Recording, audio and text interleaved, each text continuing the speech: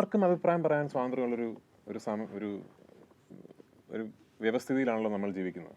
At least അങ്ങനെയാണെന്നാണ് എനിക്ക് വിശ്വസിക്കാൻ ഇഷ്ടം. അപ്പോൾ ഒരു സിനിമ കണ്ടു അത് ഇഷ്ടപ്പെട്ടോ ഇഷ്ടപ്പെട്ടില്ല എന്നൊക്കെ ആർക്ക് വേണമെങ്കിലും അവരുടെ അഭിപ്രായം പേഴ്സണലായിട്ടോ സമൂഹ മാധ്യമങ്ങളിലൂടെയോ ഒക്കെ തന്നെ പറയാനുള്ള എല്ലാ അവകാശവും ഇന്നുണ്ട്.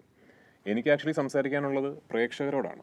കാരണം ഈ അഭിപ്രായം അല്ലെങ്കിൽ റിവ്യൂസ് എന്ന് പറയുന്ന കാര്യങ്ങൾ നിങ്ങൾ കേൾക്കുമ്പോൾ അതൊരാളുടെ അഭിപ്രായമാണ് എന്നുള്ളതും അതിന് തികച്ചും വിപരീതമായ മറ്റൊരു അഭിപ്രായത്തിനും അത്ര തന്നെ പ്രസക്തിയുണ്ട് എന്നുള്ളൊരു വസ്തുതയും നിങ്ങൾ മറക്കാതിരിക്കുക. അതിനെ ആസ്പദമാക്കി സിനിമ കാണുകയോ കാണാതിരിക്കുകയോ ചെയ്യരുത്. ആ തീരുമാനം എടുക്കാനുള്ളൊരു വിവേചന ബുദ്ധി ഉണ്ടാവുക എന്നൊരു അഭ്യർത്ഥന മാത്രമേ എനിക്ക് നടത്താനുള്ളൂ. കാരണം ഓരോ റിവ്യൂവറിൻ്റെ അഭിപ്രായം, അതിപ്പോൾ ഒരു സിനിമ ഗംഭീരമാണെന്ന് പറയുന്ന ഒരാളാണെങ്കിലും സിനിമ വളരെ മോശമാണെന്ന് പറയുന്ന ഒരാളാണെങ്കിലും അത് ആ റിവ്യൂവറിൻ്റെ അഭിപ്രായം മാത്രമാണ്. And you respect him or her for that opinion. പക്ഷെ അതിൻ്റെ നേരെ ഓപ്പോസിറ്റ് ഒരു ഒപ്പീനിയനും അത്ര തന്നെ പ്രസക്തി ഉണ്ട് എന്ന വസ്തുത മനസ്സിലാക്കുക. ഇല്ല, വിമർശനങ്ങൾ കാരണം ഒരു സിനിമ ചെയ്യാനോ ചെയ്യാതിരിക്കാനോ അങ്ങനെ ഒരു തീരുമാനം എടുക്കുന്ന ഒരാളല്ല ഞാൻ.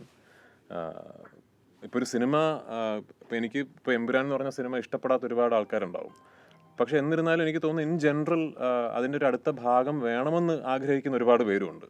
അപ്പോൾ എനിക്കത് ആണ് വലിയൊരു മോട്ടിവേഷൻ, വലിയൊരു പ്രചോദനം. കാരണം ഞാൻ ഇപ്പോഴും എവിടെയെങ്കിലും പോയാൽ ഇപ്പോൾ ഒരു ചോദ്യമെങ്കിലും L3 എന്നാണ് എന്ന്, അല്ലാതെ ഇന്ന് വരെ ഞാനൊരു പ്രസ് മീറ്റ് പോയിട്ട് എൻ്റെ അമ്മ L3 കുറിച്ചൊന്നും ചോദിക്കേണ്ട ആരും അങ്ങനെ വന്നിട്ടില്ലല്ലോ. അപ്പോൾ അതുള്ളിടത്തോളം കാലം അത് ചെയ്യാൻ എനിക്കൊരു പ്രചോദനമുണ്ട്. എൻ്റെ ഏറ്റവും വലിയ തടസ്സം എന്ന് പറയുന്നത് സത്യത്തിൽ എൻ്റെ ഓഫ്കോഴ്സ് ലാലേട്ടൻ്റെ ഒക്കെ സമയം എൻ്റെ സമയത്തേക്കാൾ വിലപ്പെട്ടതാണ്. പക്ഷെ ഞാനതിനു വേണ്ടൊരു സമയം മാറ്റി വെക്കുക എന്നുള്ളതാണ് എൻ്റെ ഏറ്റവും വലിയ ചാലഞ്ച് എന്ന് പറയുന്നത്.